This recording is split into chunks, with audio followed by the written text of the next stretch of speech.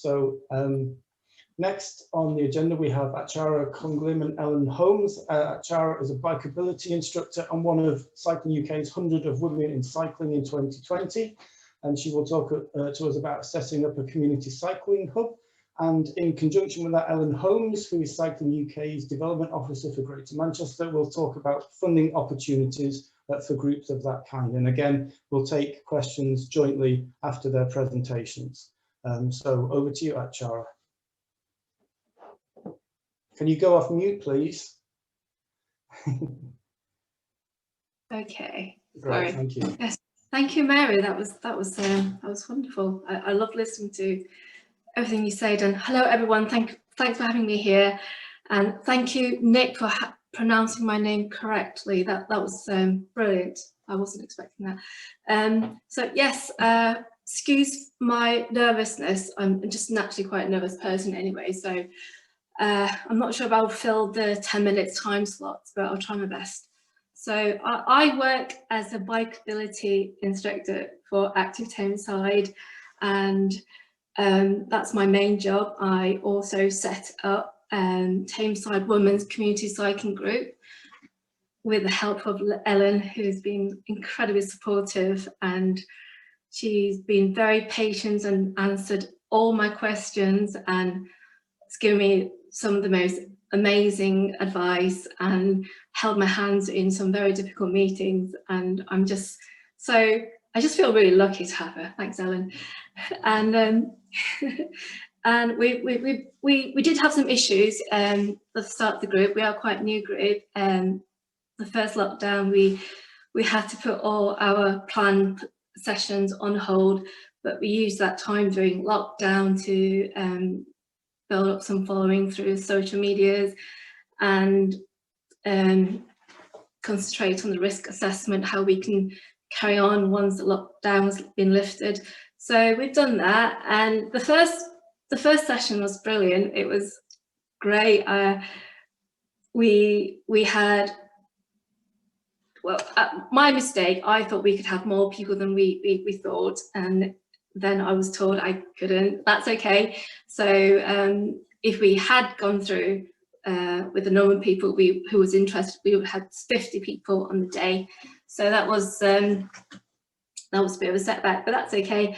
So from Ellen, we've met. I was introduced to Louise O'Donnell. I had to. She's one of our founding members. She's incredibly supportive of what we're trying to do. And also Beth from British Cycling, she's been very supportive, and I've done Bree's ride leader course, so I'm really excited about doing that next year. I really don't know why we're so popular. Actually, I'm just going to scroll down on the note that I've made. I think one of the reasons why we are popular in the session is in Tameside, there isn't any women learn to ride cycling sessions available, even though we have one of the best cycling facilities, Tameside cycle circuit, which I don't know, I guess some of you might not know, but it's just an amazing traffic-free space for our learners to come and learn how to ride in a traffic-free environment. It's after the first sessions, we've had amazing support from Ursula, who's a great friend of mine from the Bike Hive, which I absolutely love. She's been amazing through the session as well. And from her support, I was introduced to Team Glow, Glynis, and Helen Pidd, who's been absolutely amazing throughout the second and third sessions. Some of the ladies that we've met at the sessions have never ridden a bike before or haven't done so in a long time, and all we've done is basically say, here's a bike, here's a helmet, here's a track, we'll help you to get on your way. And that was all we've done, just through tips and advice and support, and it's just been the most enjoyable experience in my life anyway, and I just want to continue doing what we do and continue cycling onto the roads, and hopefully next year we'll get our hands on the funding that we're able to secure through the help of Active Tameside, who's been incredibly supportive since lockdown. We've got funding through Sports England. We do have some issues with the banking application at the moment with HSBC.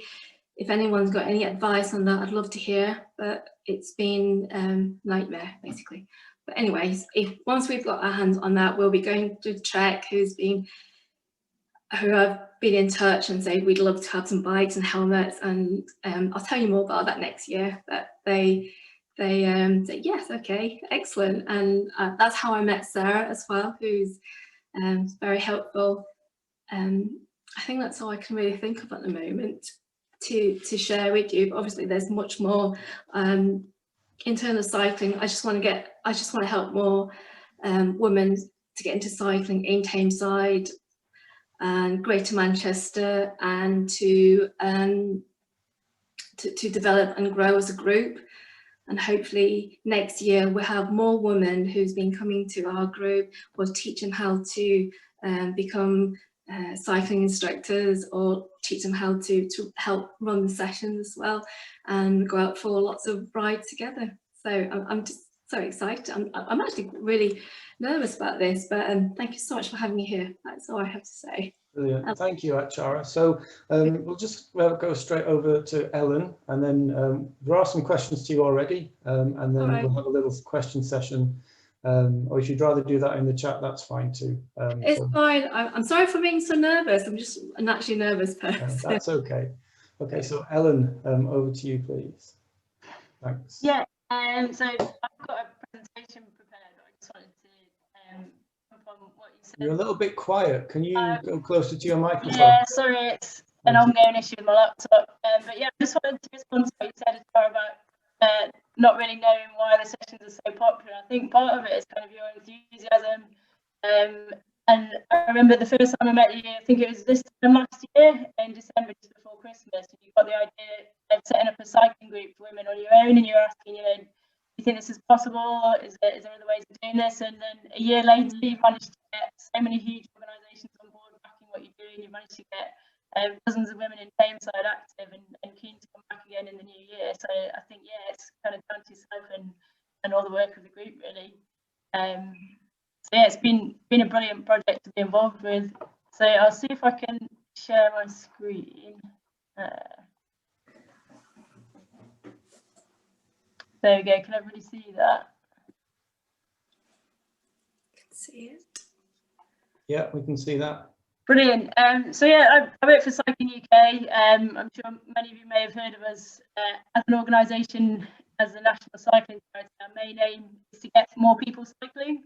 I work within the behaviour change and development team, and our main focus is getting non-cyclists cycling, helping beginners and returner cyclists, people who might have cycled as a child and then not cycled for many years, or stopped when they had children, or for whatever reason they've had a break from cycling, get them to fall back in love with it, and also to kind of support groups and individuals who are marginalised and there are barriers to people participating in cycling. So there's two main programmes that I work on within our team. We run them nationally across England and also into Scotland. Within Greater Manchester, there's two main programmes that I'm going to run you through. So the first one is community cycle clubs. But community cycle clubs has our kind of long-term programme, and it's basically like a startup support that we provide to community groups to make cycling a part of what they do, or to help groups develop regular cycling activities. So that could be led rides, learn to ride activity, it could be community bike kitchen, kind of pool clubs. So any kind of activity that gets those kind of people that we're targeting get more involved with cycling. Community cycle clubs isn't necessarily, I'd say kind of like the funding available isn't the main selling point really with community cycle clubs. It's more the in-depth support that we can provide. So to start funding, we can give out to groups is up to £1,500, which can cover, you know, purchasing pool bikes, purchasing tools, putting volunteers on training courses, any kind of basic startup cost to get cycling activity going can be covered by that. But I'd say kind of the training courses and help with recruiting volunteers are the big selling point for community cycle clubs. Here are some photos of some of our fantastic Greater Manchester-based community cycle clubs in action.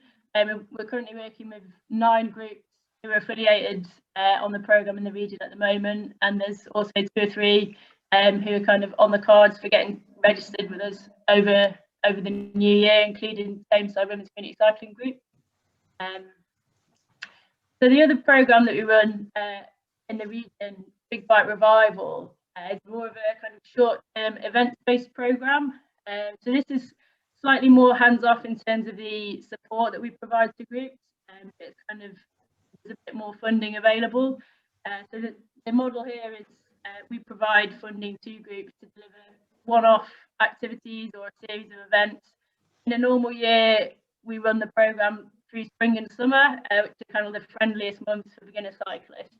And we can cover funding for all kinds of events, from bikes, so you turn up and get your bike fixed, to a learn to ride session, a group ride, a family cycling day, any kind of event that will act as a bit of a catalyst to either encourage someone to get the rusty old bike out of the shed, or give cycling a try, or give a new cycle route to their area.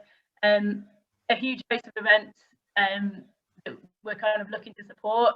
The model that we use is fix, learn, ride. So either you come along to get your bike fixed, you come along to learn something new about cycling, or you come along to go on a ride. In a normal year, which we're hoping to return to next year, that would be the model. But unfortunately, due to COVID this year, we've had to strip everything back and just deliver bike maintenance and doctor bike activities, partly because the programme's heavily funded by Department for Transport, and that's been one of their requirements, but also partly because that's the safest thing to do at a social distance, whilst we're going in and out of different lockdown measures and different group numbers on rides and all that kind of thing. I think Big Bike Revival, for your average kind of WRGM neighbourhood group, is probably the easiest programme to get involved with off the mark. And I do think getting funding for Big Bike Revival events could be a really good way for you to engage with more people in your local area. So, for example, in Levenshulme, I know there's been a bit of controversy there around active neighbourhoods and some of the infrastructure going in there. I've had a few conversations recently with Andrew Fisher and a few other local campaigners from Levenshulme about getting funding from Dr. Bike. Ellen, can I just cut in there? Yeah. We're losing you again, I'm afraid. Sorry. And also the time slot's up. So I think we've got some questions in the chat. It's probably best if if you kind of if you deal with people in writing, because there's just some technical gremlins going on there. We do have a couple of moments for questions for Atchara, if you're willing to take a few questions. You put your mic on, please.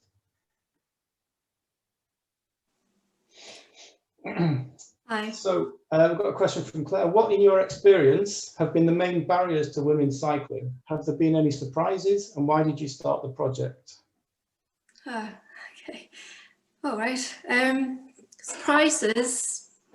Yes. The fact that it was popular. I was really worried that there would be some backlashes with it being women-only sessions, but I was determined to do it. So I didn't really. That wasn't going to stop me. But no massive clashes at all. If anything, it's been massively popular. And the first sessions, even with 50 people, I think, booked to do the sessions, we had another 20 on the waiting list. So it's no. The only issue I would say is HSBC, but I'm not going to repeat that again. And also, as a bikeability instructor, I've always got that for core functions in my head. So that's how I wanted to deliver sessions. But as the session started, once the ladies were on the bike, they were off, and I wouldn't see them for another 20 minutes. So that wasn't really an issue, but it just meant I had to change how the session starts at the beginning. But it's all been great. Well, sorry, what was the other questions? I've just kind of went ahead. Well, have you? Yeah, I think we've answered those really. So we've got another question here from Helen. Why do you think cycling in particular is so white? Any tips for encouraging more bums on saddles from BAME communities? I love that question. I actually asked that question myself too, because to be honest, until recently, it wasn't all that white to me, because I started cycling in London. I used to live in Stoke Newington and worked in Chelsea, which is a 20 miles round trip, and I felt completely happy at home on my bike there. And I moved to Whalley Range and didn't see any issue there too either. It was only when I came to Ashton I realised that it was an issue, to be honest. And I don't think the race, you know, I think it's because parents, we just need to introduce cycling to everyone, make it more accessible. That's why our sessions is free. One of the reasons I set up the group is if I make it free and make it known to the mums and carers, mum carers, then, you know, they'll see that cycling is fun, and it won't be something that can be scared of, and yeah, get involved. So that's it. So I don't think it's so. So I've got a question for you.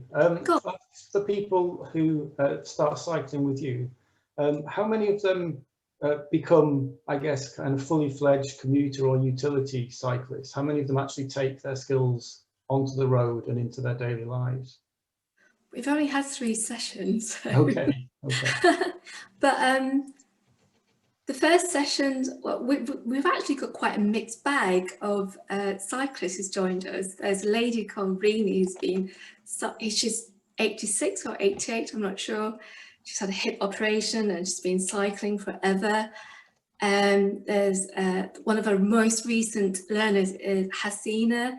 I had a lovely video to share with you. She came to our last session. She couldn't ride, and she was riding at the end. And there is a lady who actually came on that day. She, an Asian lady who was a little bit more apprehensive about falling, and I think that's what probably held her back. But I think maybe another second session and a third session be fine. The only way that I think to be a confident cyclist is to go riding on the road. I live in Stoke Newington. I travelled from Essex Road through Islington, Covent Garden, Hyde Park Corner to get to Sloane Square. And believe me, if I can do it, then it's possible with practice. So yeah, I hope that answers your question. At all. Yeah, definitely. Okay. If we've got any others. Yeah. So yeah, I've got a question for Ellen about transport hubs, but yeah, as we say, if you could just go in the chat and have a look at that one. And yeah, so just thanks again to Ellen and Atchara for that. Apologies again for the technical gremlins, but I think we did get the message that Cycling UK are willing to support community cycle groups with funding and advice. And the Big Bike Revival is something I'm sure people know about once a year, where you have essentially a big party getting people back onto bikes and fixing them and re-enthusing people. So this brings us to the next part and the next speaker of the evening.